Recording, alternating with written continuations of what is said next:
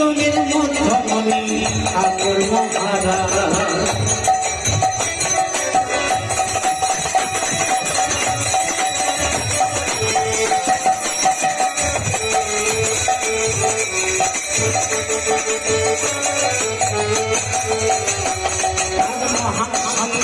হইল অধিবাস আরো 3 দিন ধরে শুনবো ঠাকুরের মধুর বাণী আজ মহান সম্মেলনের হইল অধিবাস